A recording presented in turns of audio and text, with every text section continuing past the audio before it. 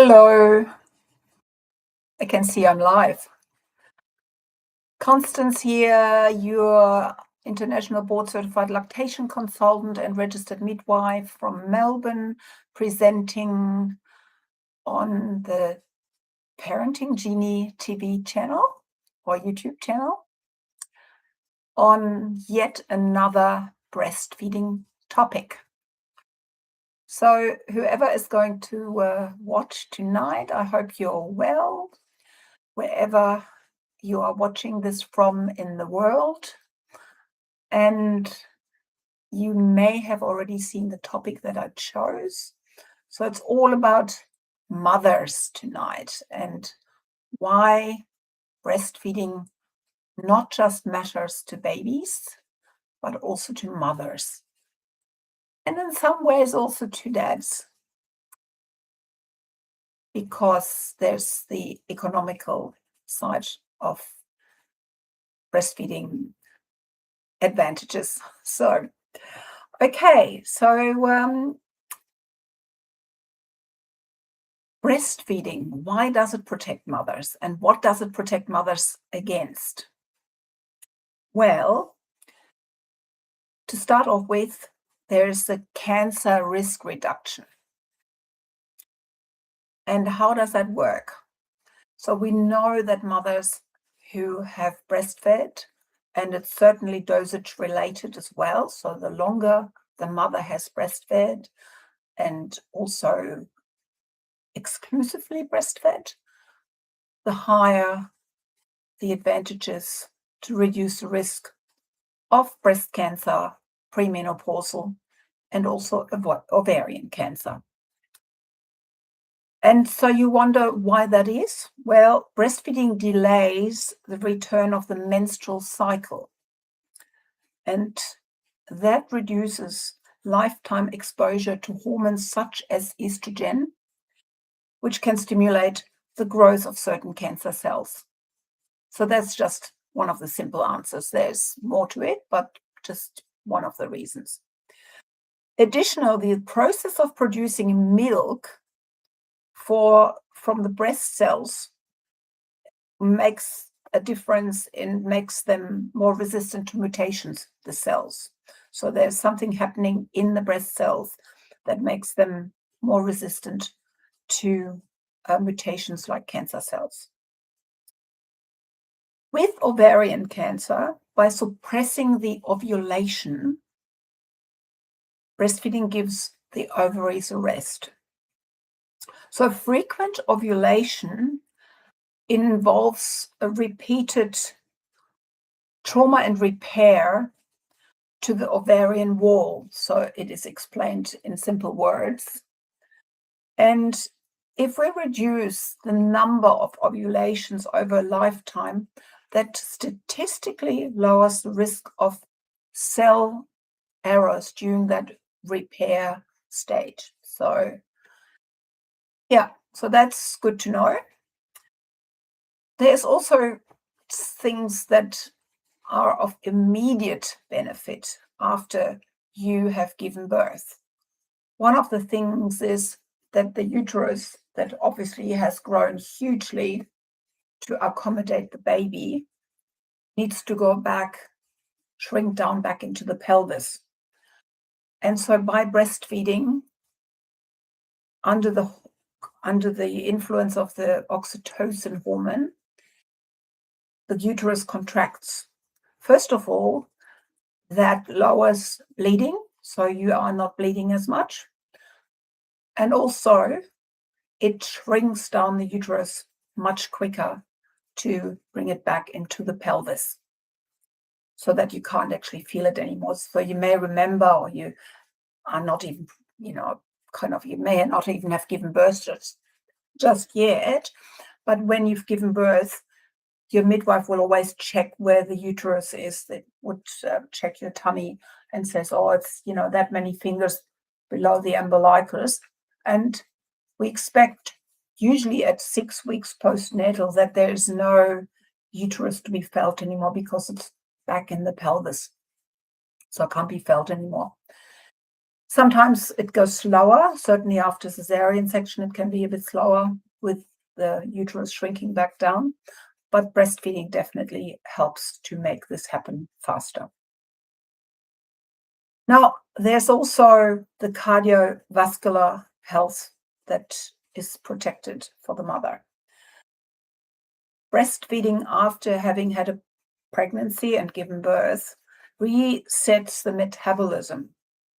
So during pregnancy, the body stores fat and increases insulin resistance to ensure that your baby or the fetus or the growing baby has enough energy to grow.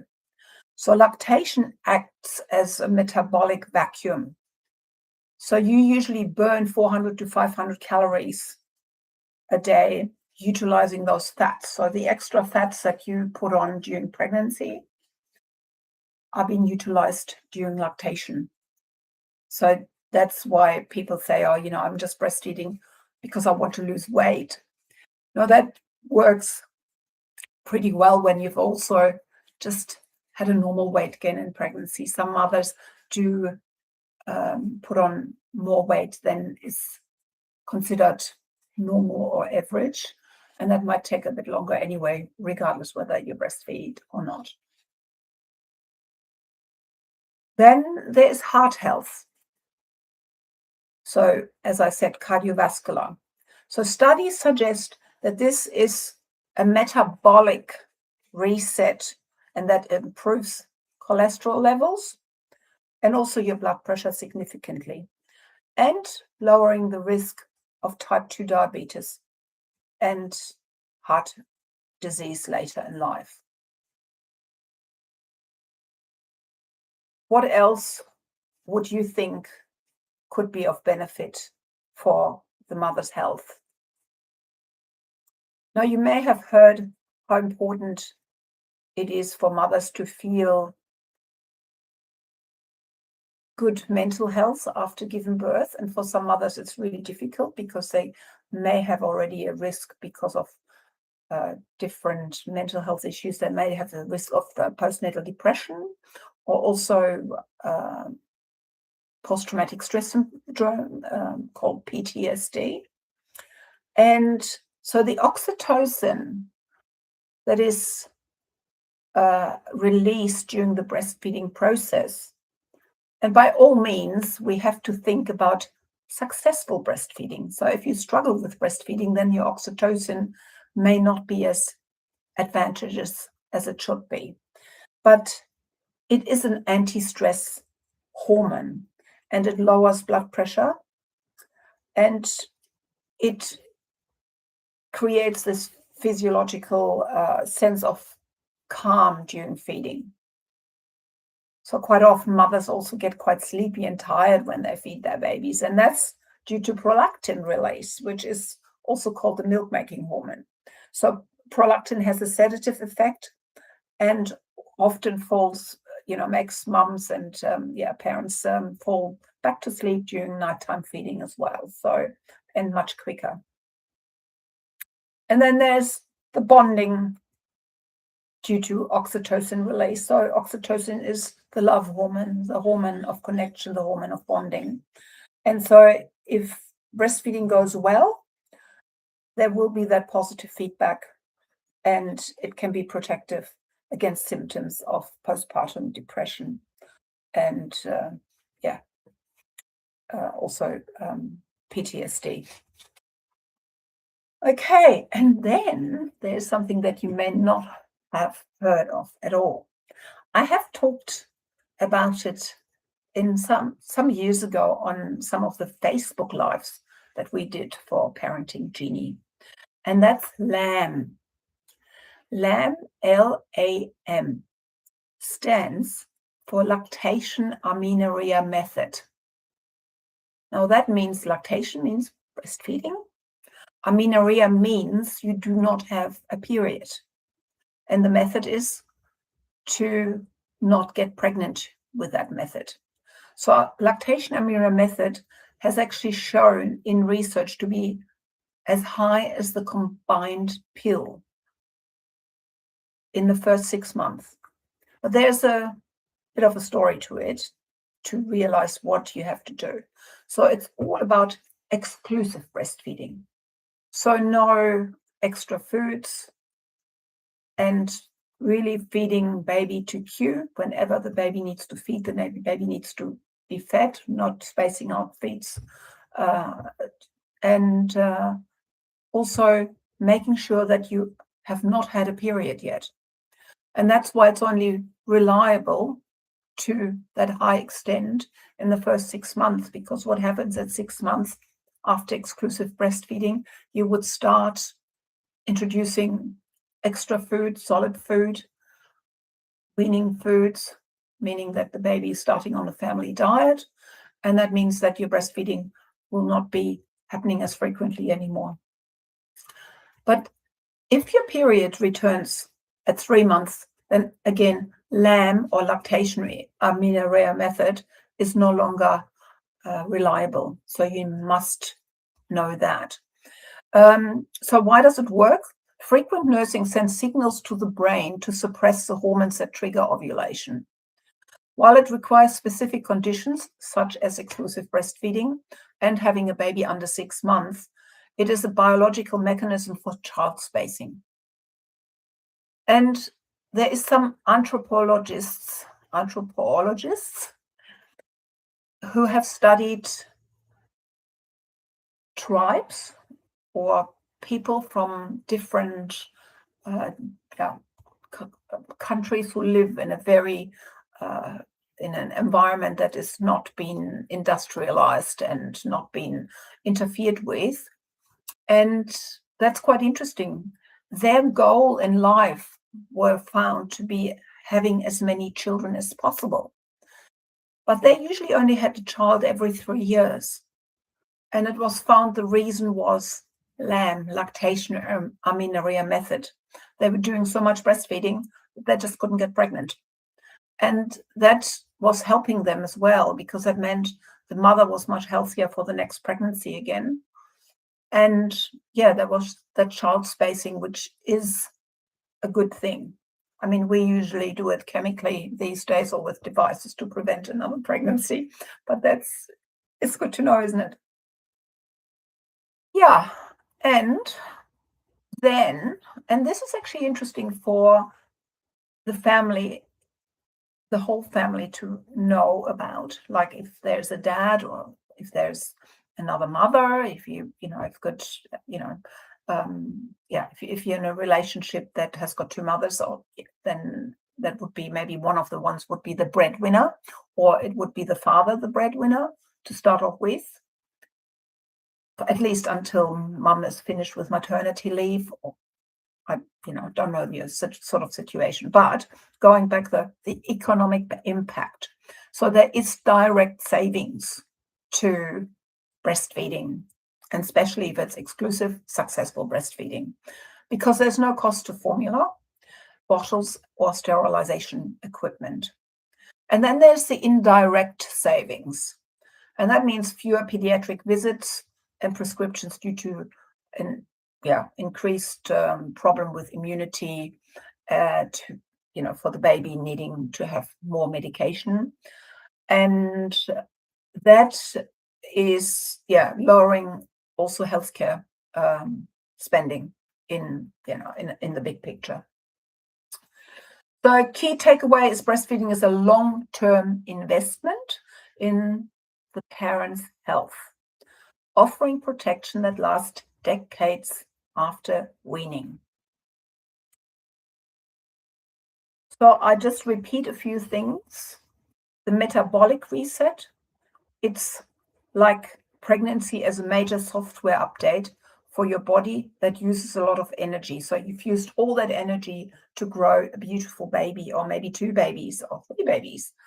And breastfeeding is the process that completes the installation and clears out the temporary files, excess fat and sugar, hence the protection for high blood pressure and cardiovascular health. So the system runs smoothly again.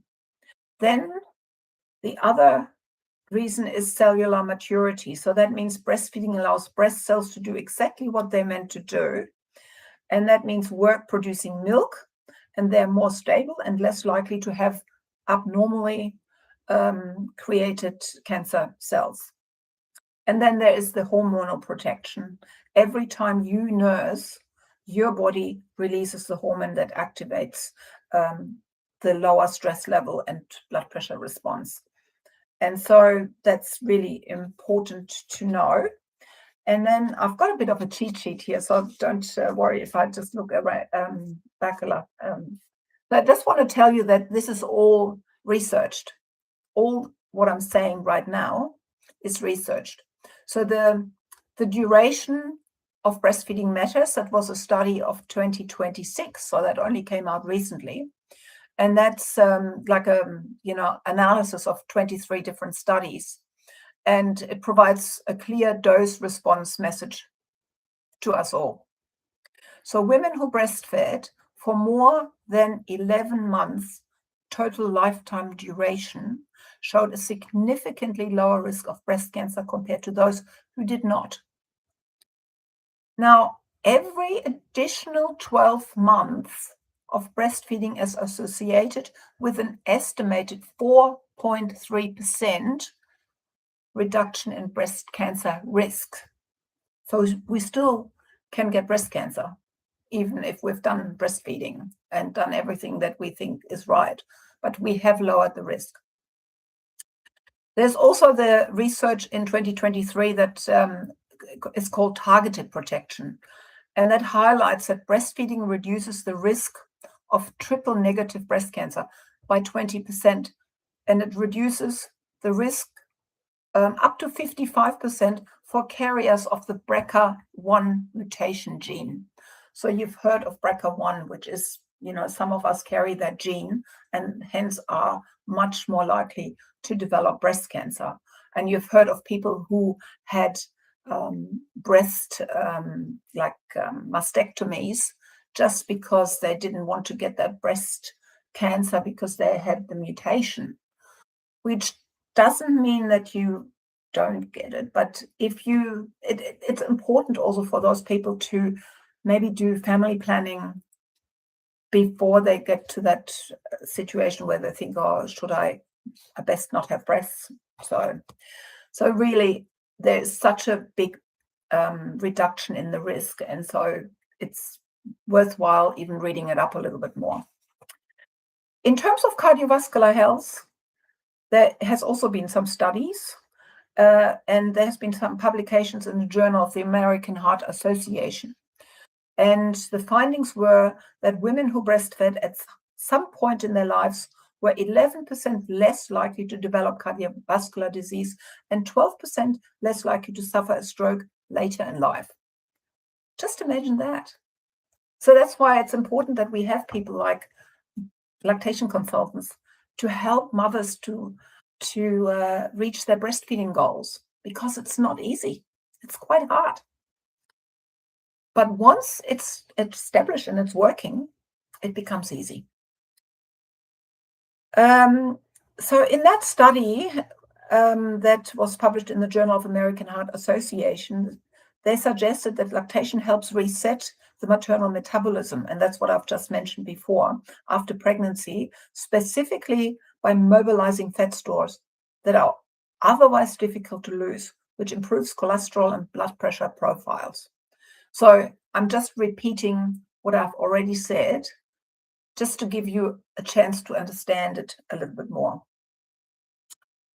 Then there was also a publication in March 2025, and that was in regards to ovarian cancer protection. And the findings were that breastfeeding was found to be a primary factor in reducing ovarian cancer risk, specifically in premenopausal women, meaning before any woman goes into menopause. The protective effect was most pronounced in the low fertility settings. So meaning for parents today who may have fewer children, breastfeeding each child becomes an even more critical health insurance policy. So we don't have as many children anymore, and hence it's more important to breastfeed the fewer children we have for longer to gain that health protection effect. And then there was also publications on the mental health. And the findings were that mothers who had a positive, and remember, positive breastfeeding experience reported that oxytocin loop helped buffer the symptoms of birth-related PTSD. So what you may know, or what resonates with you, is that not every woman is very happy with the way that she was able to birth her baby. And if that's happening, that can certainly cause crisis. But if this mother can breastfeed really well and gets the support she needs, that can buffer the symptoms of that birth-related post-traumatic stress syndrome. And so mothers who were able to exclusively breastfeed had a substantially lower risk of experiencing postnatal depression compared to those who struggled with feeding or had to use formula. And pretty much what to take away from this session today, again, is also that support is what makes the benefit possible. And so it's not just the act of breastfeeding, but the success and satisfaction of the experience. So we need to take that into account as well. And then going back to the economical advantages. So there was a 2025 review in some journal of nutrition and metabolism. And it again states how breastfeeding does decrease healthcare expenses due to fewer infants' infection. And on the global scale, increasing breastfeeding rates is cited as a key strategy to reduce antibiotic resistance, as breastfed infants require fewer antibiotic prescriptions for common ear and respiratory infections. And some of you who may have listened to my previous YouTube, I've mentioned why babies are healthier when they have received their mother's milk. And one of the things that is very, very common is more respiratory tract infections, more ear infections, and also more gastroinfections. So that's pretty much what tonight is all about. And I hope that that gives you a little bit food for thought, that if you are breastfeeding, continue. If it works, just keep going. And you're doing awesome.